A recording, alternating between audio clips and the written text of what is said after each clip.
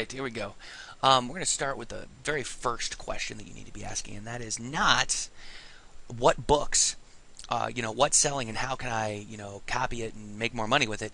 No, no, no. You want to start with a vastly more powerful question, which is who exactly are your readers? There's a series of questions that you're going to be asking, and in the PDF I've outlined a lot more, so you could just flow through that if you prefer reading.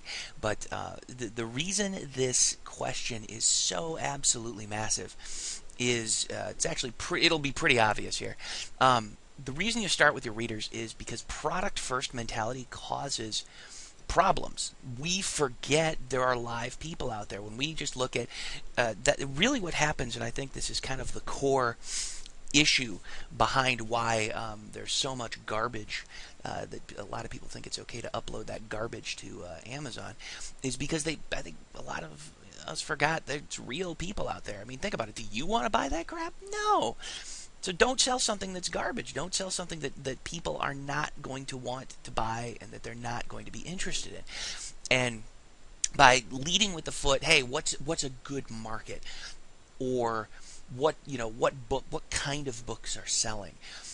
We almost mechanize something that is a human, that is a reaction to a human condition.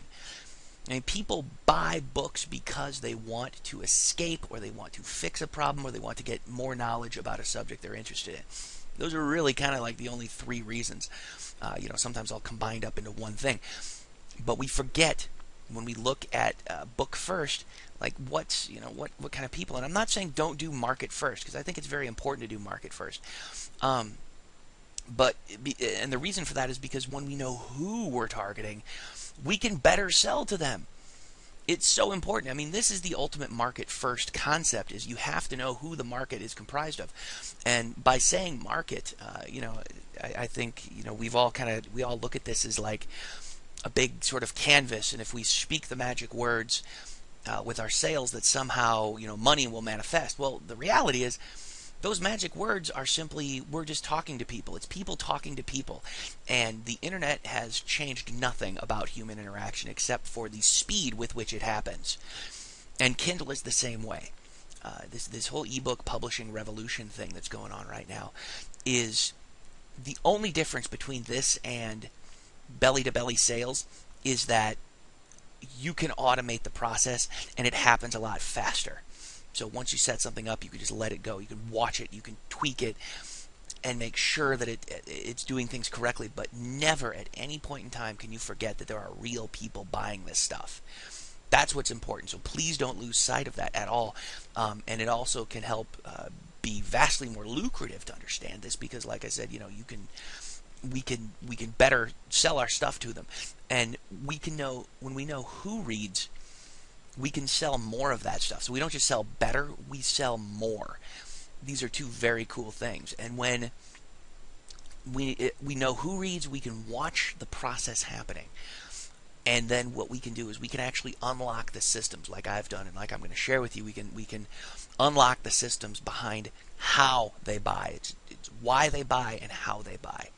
And when we understand the why, then we can start looking for the how. And that's why I was bringing up in the earlier video that there are 3 different faces to Kindle, because that is something that nobody has talked about. No one has brought that up, because so many people were so focused on just creating books that were supposed to sell and looking for markets, that the user, the buyer experience was completely glossed over, when in fact that is the most important aspect of this entire thing.